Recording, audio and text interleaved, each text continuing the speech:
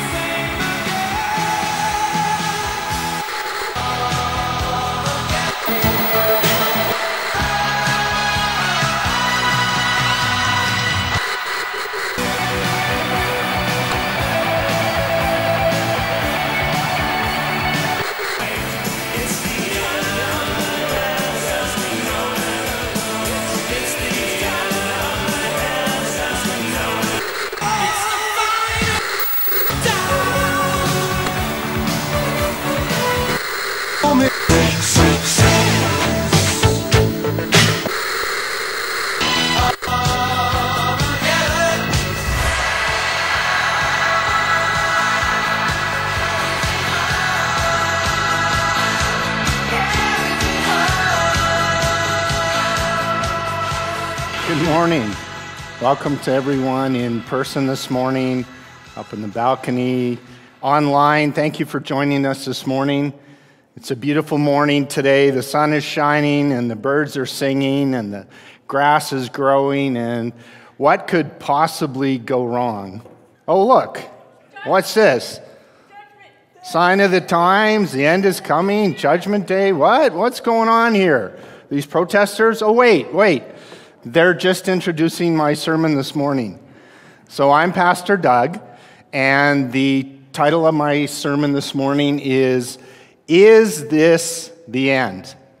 And in some ways, it's a bit of a continuation from one of my recent sermons, because with everything happening in the world in 2020, there's definitely a lot more attention being paid to apocalyptic type events, and people are genuinely wondering about the end times more so than they have in a long time. But first, a quick story. So there was a pastor, a rabbi, and a priest, and they all cared deeply for their community. And they're standing by the side of the road holding signs to the passing cars that say, "The end is near. Turn yourself around. Change before it's too late." And a car approaches and rolls down its window and says, "Leave us alone, you religious nuts."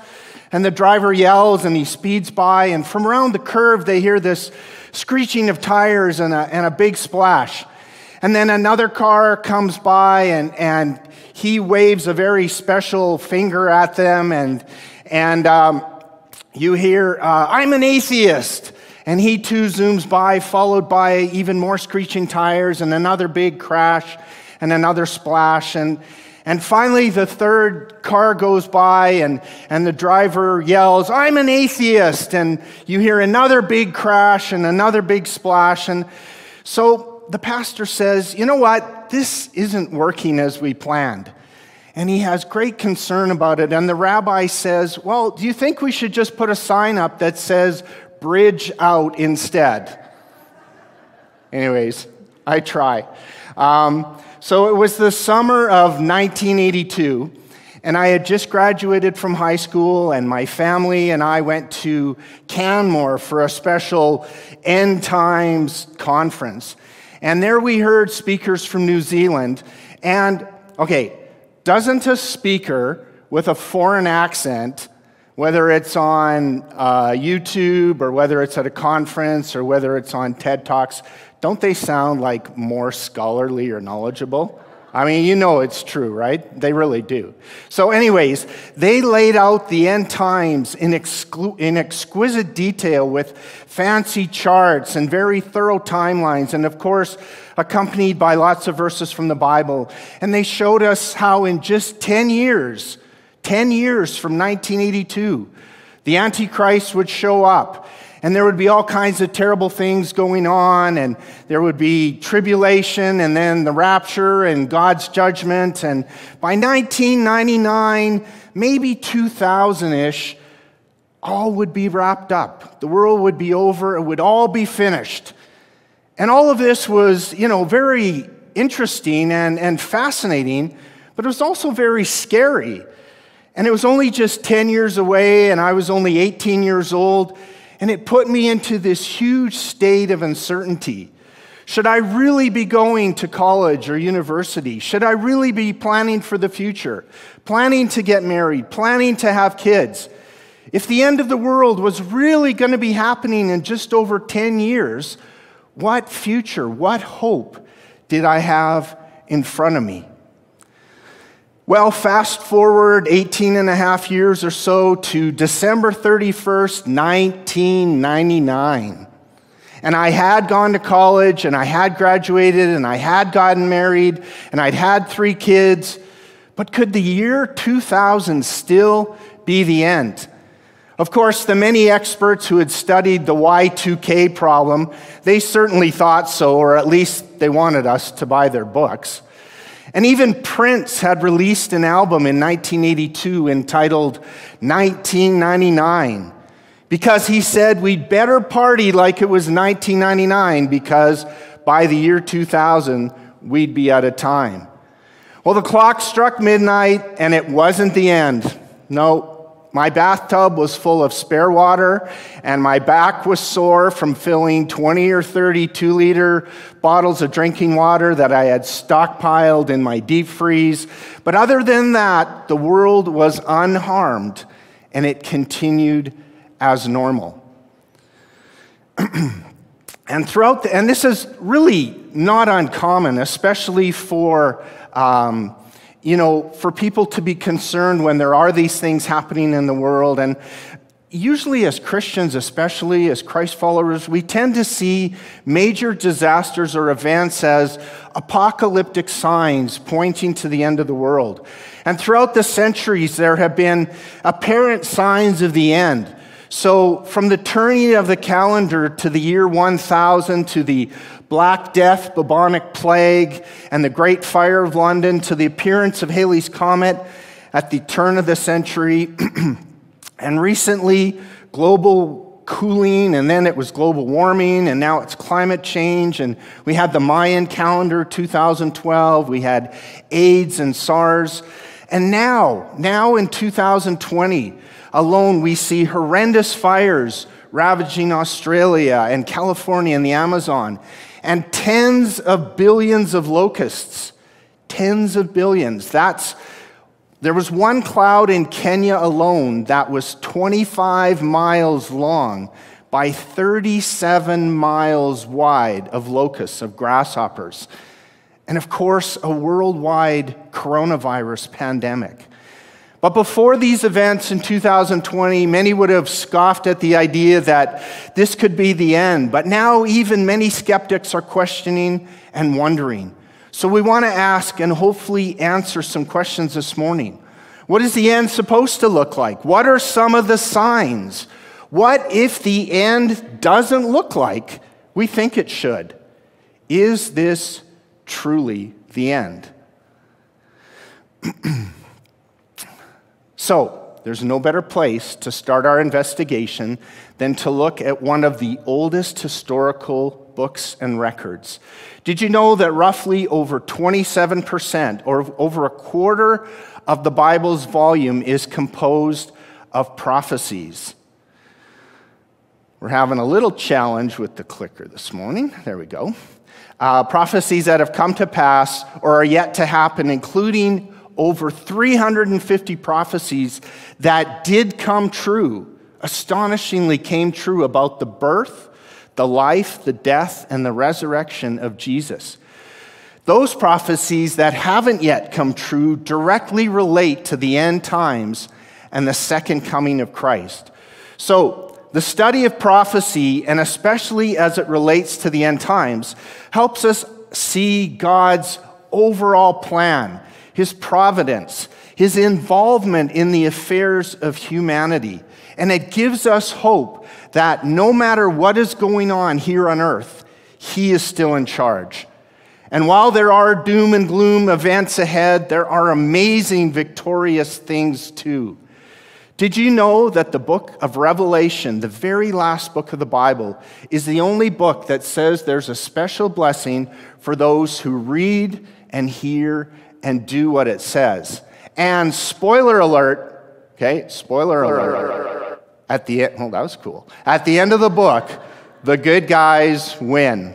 That's right, at the end, we win. So, is this the end? Let's go to the streets and see what people think. The world will end. Someday, but probably billions of years from now. Do you think the world will have an ending point? I definitely think the world will have an ending point. Do you believe that the world will end? No. Will it end? I mean, no, I don't think it's anything to worry about. I mean, I think if you live your life to the best that you can live your life, you don't have to worry about it. Do you believe that the world will end? Sure. Everything must end sometime. Okay. Tell me, how do you think it's going to end? It's not my job. I would think just some big disaster. I think something drastic, but... How do you think the world will end?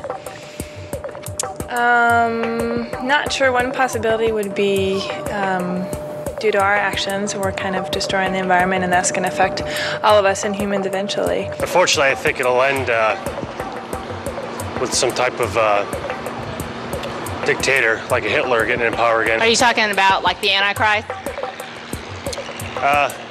Yeah, I guess kind of. How do you think the world will end? I can't answer that. I'm not exactly sure. Gave a little blow his trumpet, and whatever happened will happen. I think something inside the Earth's going to explode, and all the Earth's going to explode, and everyone will die. How do you think it will end? I think we'll just sort of burn ourselves out or be hit by a flying something from outer space. Do you think God or a God has anything to do with the end of the world? Personally, I'm not really sure. I'm not convinced of that. Possibly. Do you believe that maybe the second coming of Christ will usher in this end? No. Tell me what you think about the belief that Christ will bring on the end of the world. No, I don't think it will. Do you believe that the second coming of Christ will have anything to do with the end of the world? Probably not.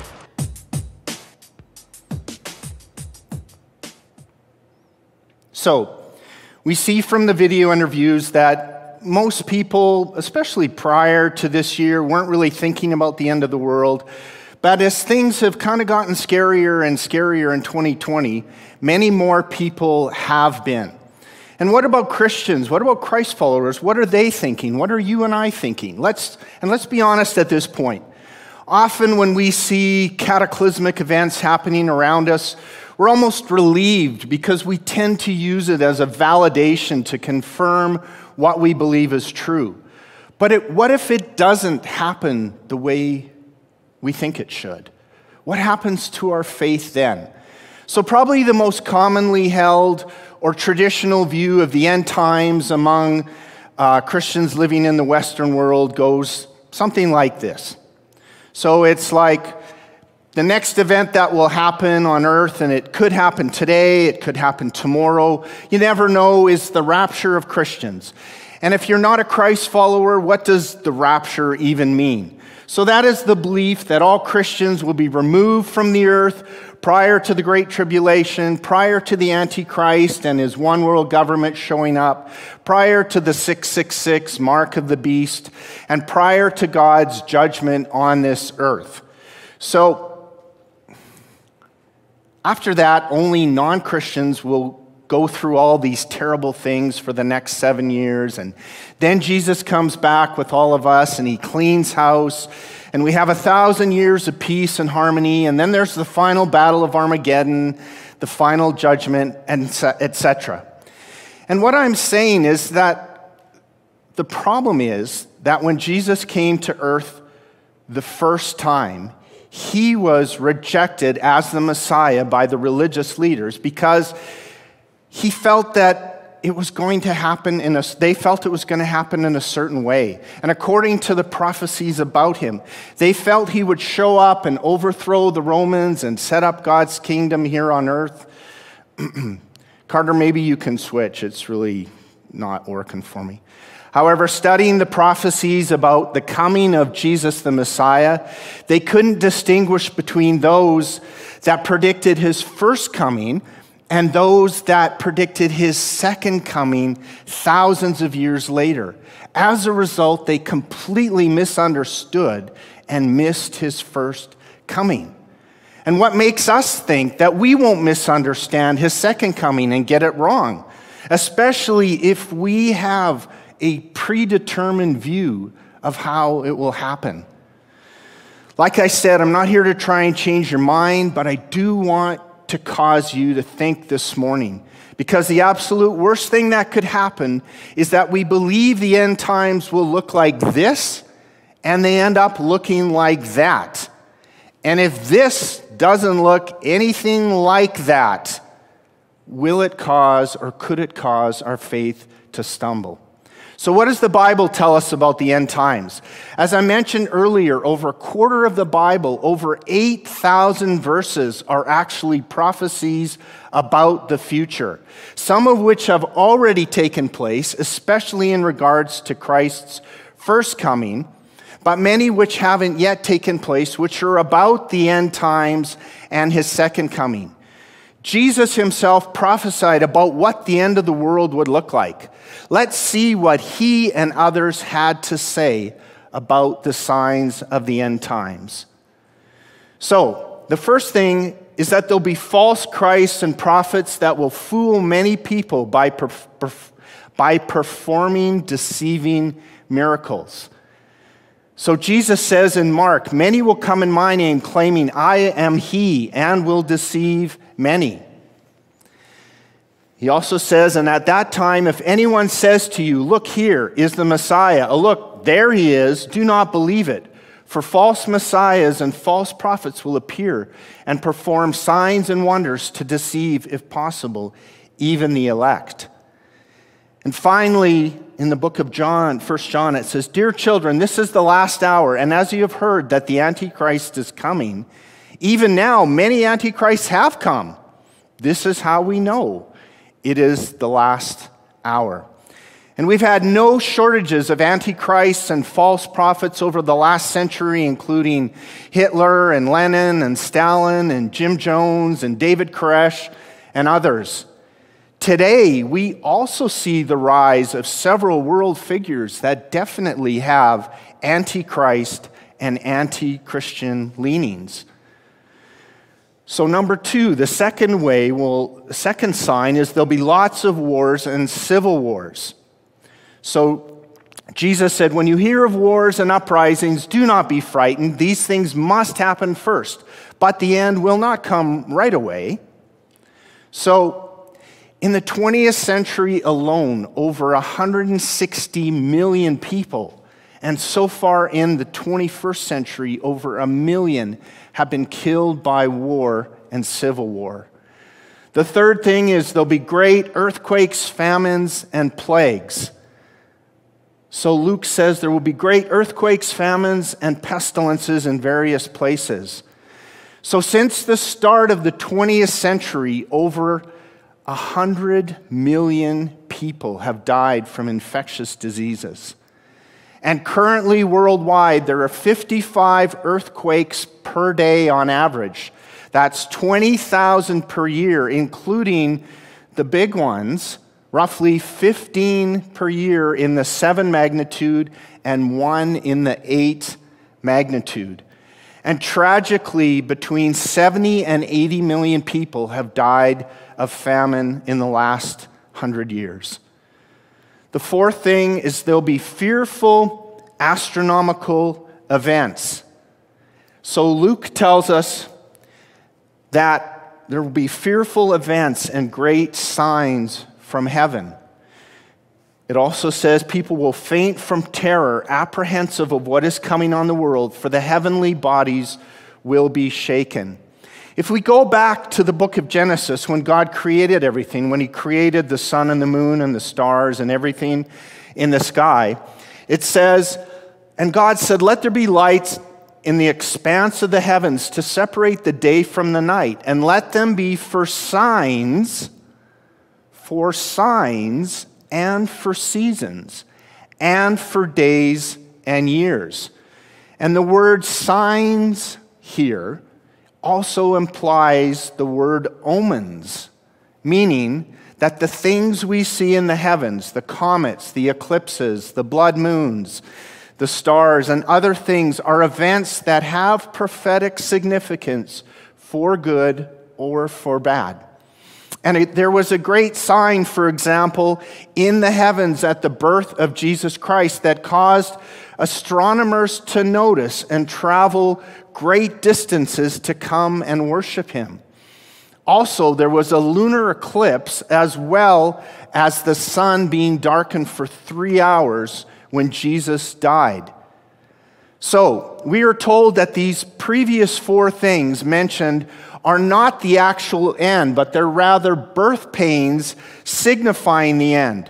So it's like the earth is starting to go into labor to prepare for the birth of the end. And then the list continues. There will be great persecution, many martyrs, and many leaving the faith. Jesus said, then you will be handed over to be persecuted and put to death, and you will be hated by all nations because of me. At that time, many will turn away from the faith and will betray and hate each other. Recent statistics show that over 250 million Christians, over 250 million Christians are currently experiencing high levels of persecution worldwide. And only 5 years ago, that number was 100 million. It has jumped 250% in the last 5 years. These Christians worldwide have paid a huge price for their Christianity. So much so that in certain Middle East countries, the persecution is at near genocide levels. Again, what if we're wrong in the Western belief that we'll all be raptured away to escape persecution? What if we're not right? The most important sign that Jesus tells us about, the most important, hopeful, victorious sign, the final sign is the greatest one. And it says there will be a tremendous worldwide number of people reached with the gospel. Jesus in Matthew 24 says, and this gospel of the kingdom will be preached in the whole world as a testimony to all the nations, and then the end will come. So this morning, it's really an impossible task to try and cram into 30 minutes what should take weeks or months or even years or a lifetime to study and teach on. But suffice it to say that Old Testament books like Daniel, Ezekiel, Isaiah, and others also provide us with incredible clues and signs of the end times and incredible pictures of God setting up his kingdom here on earth. And in the New Testament, in addition to what Jesus tells us about the end times, Paul, Peter, and others also show us signs of the end. But for the last few minutes, I want to go to the end of the book, the end of the story, to the book of Revelation to see what it says about the end of the world. So it was written by the disciple John, who was banished by the Roman emperor to the Greek island of Patmos, where he was sentenced to work in the salt mines. Here John received his revelation, hence the name Revelation, which in Greek is the word apocalypsis, which is where we get the word apocalypse from, which simply means uncovering, unveiling, this discovery of Jesus Christ and of things to come. It contains letters to 7 churches at that time, but like I said, it's also apocalyptic, which means that it uncovers and it reveals mysteries, and it's prophetic, meaning that it predicts things to come. It's also all full of all sorts of strange signs and strange symbols and frightening images, but it's also full of scenes of victory and triumph. And the overwhelming theme of the book isn't destruction and the chaos and the confusion or the reign of the Antichrist. It's the theme of Jesus and the return of the King to this world to set up his kingdom. It's a story of hardship and hope, yes, but also of tragedy and triumph and signs and symbols, the end of the world as we know it, and most importantly, the beginning of a brand new heaven and a brand new earth. It's about God's final conquest of evil, where God judges the world and sets up his kingdom. It's about those who never received judgment here on earth for all the wicked they did, and for those who never received the justice they deserved here on earth. This is where the scales of justice will ultimately be balanced by God himself. In Revelation, John is told to write and record 3 things. Number 1, the things which he has seen, the things which are now happening, and the things which will take place after these things. In Revelation 1:19, it says, "So write the things," Jesus tells John, "so write the things which you have seen in the vision, and the things which are now happening, and the things which will take place after these things." So our focus this morning is going to be on the third one, the things that will take place after these things. But there's only one problem with what John has shown. He sees this overall picture of what the end looks like with many events, and they're either all happening simultaneously or they're all overlapping each other. And he has to write and record these events in a linear fashion. It's like watching multiple screens all at the same time and then having to describe what you are seeing in some kind of proper linear order. But chapters 4 and 5, John is taken to heaven to see a picture of the throne of God and of heaven. And then in chapters 6 through 19, there's a time of great judgment, as we talked about God judging evil and Satan. And there's 7 seals of judgment, 7 trumpets of judgments, and 7 bowls of wrath judgments. And then in chapters 20 to 22, Jesus returns to earth as king and sets up his reign, judging all people, destroying evil once and for all. It also shows us he has not forgotten his covenant with Abraham and Israel, forgotten his covenant with Abraham and Israel. So the book of Revelation shows us that there is an end coming, but it doesn't show us exactly when. It also shows us there will be an Antichrist ruler at some point, but it doesn't tell us who that will be. It's a very scary and frightening picture of the end of time, but more importantly, it's a very exciting, very hopeful conclusion to God's incredible plan to bring all of mankind back into relationship with him. Adria, if you could come, stage, please. So the German philosopher Friedrich Hegel said, "The one thing we learn from history is that we learn nothing from history." And throughout history, in the middle of times of great disaster and extreme hardship, many well-meaning people have thought and determined the end of the world was near, and they were wrong. What makes us any different today?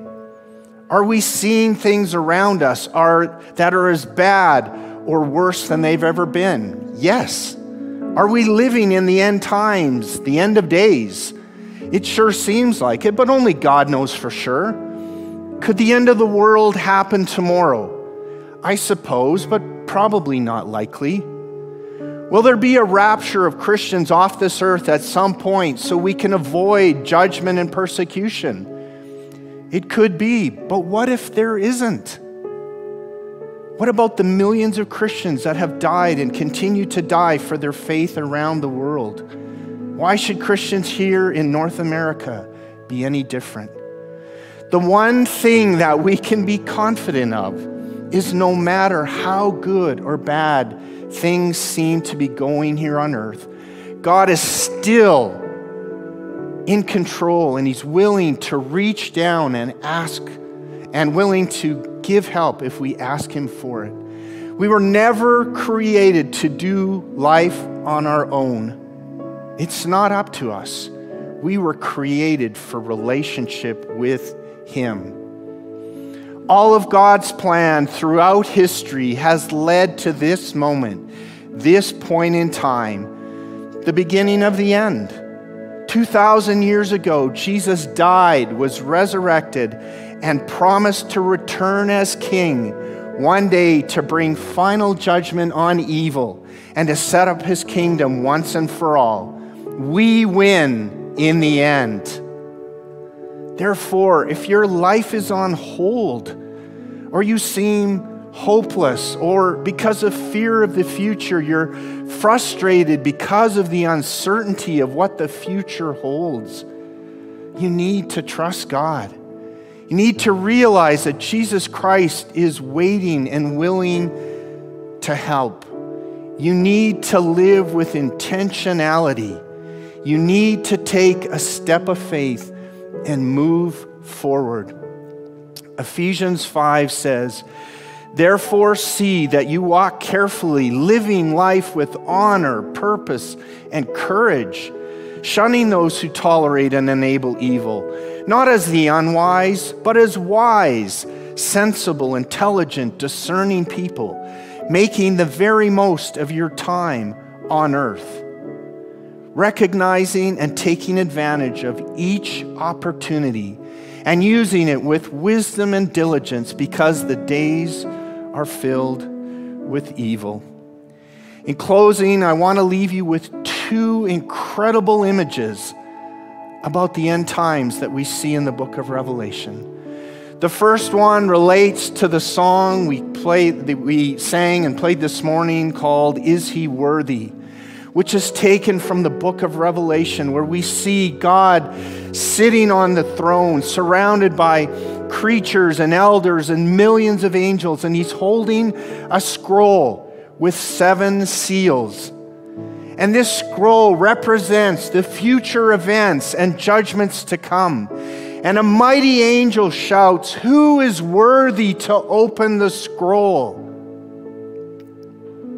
And there's silence in heaven.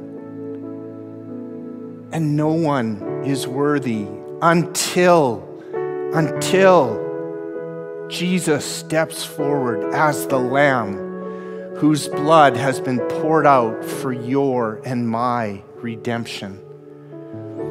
And in Revelation 5:13 it says, "And then I heard every creature in heaven and on earth and under the earth and in the sea, and they sang, 'Blessing and honor and glory and power belong to the one sitting on the throne and to the Lamb forever and ever.'"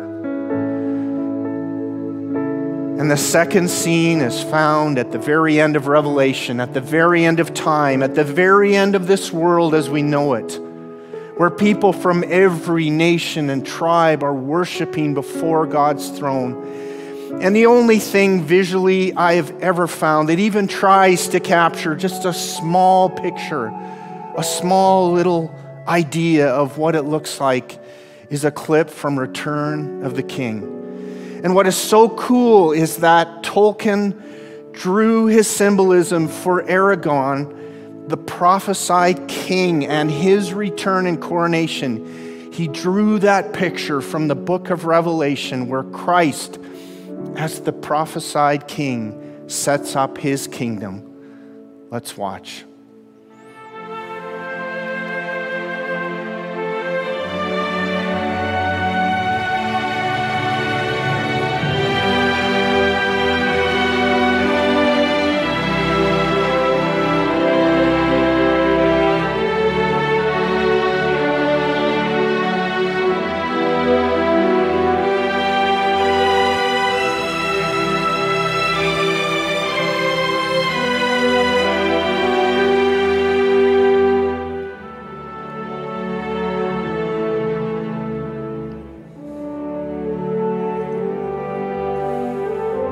Now come the days of the King.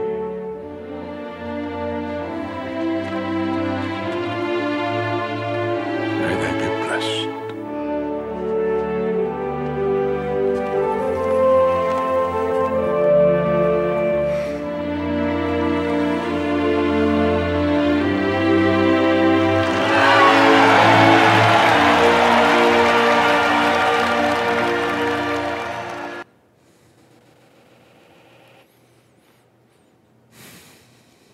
It's an incredible picture of what Revelation will look like. And if we go to Revelation chapter 21, it says, "Then I saw a new heaven and a new earth, for the old heaven and the old earth had disappeared, and the sea was also gone. And I saw the holy city, the new Jerusalem, coming down from God out of heaven like a bride, beautifully dressed for her husband. I heard a loud shout from the throne saying, 'Look, God's home is now among his people. He will live with them and they will be his people. God himself will be with them. He will wipe every tear from their eyes, and there will be no more death or sorrow or crying or pain. All these things are gone forever, and I will be their God, and they will be my children.'" Is this the end of my sermon? Yes. Is this the end of the world today? Not yet, but we could be getting closer. Is this how it ends? Yes, and it's amazing. I want to pray with everyone who's watching this morning online or who's joined us in person. And I'd love for everyone to pray along with me. You don't have to say it out loud. You can just quietly say it, or just say the words to yourself, or repeat what I say. The words will be on the screen this morning. God, I admit that I'm frustrated. I admit that I'm concerned about the future, my future. I really need your help. Please come into my situation. Please come into my life. Thank you for sending Jesus to die for my fears, for my failures, and for my sin. I believe you raised him from the dead so that I have hope no matter what I face. I realize today that you are with me no matter what. Thank you for a fresh start today. If you prayed that today for the first time, or if you're just looking for some answers to your concerns and questions, you can text LIFE to 587-323-1199, or you can connect with us on social media, or even call the church, and we'll get in touch with you and help you on your journey. Thanks for joining us today. If you have any further questions or are in need of assistance, don't hesitate to contact the church office. You can find more information on our website at calvarycommunity.ca. And as always, you can join us live on Sundays at 10 a.m. on our Facebook and YouTube page, or at calvarycommunity.ca/live. We'll see you next week.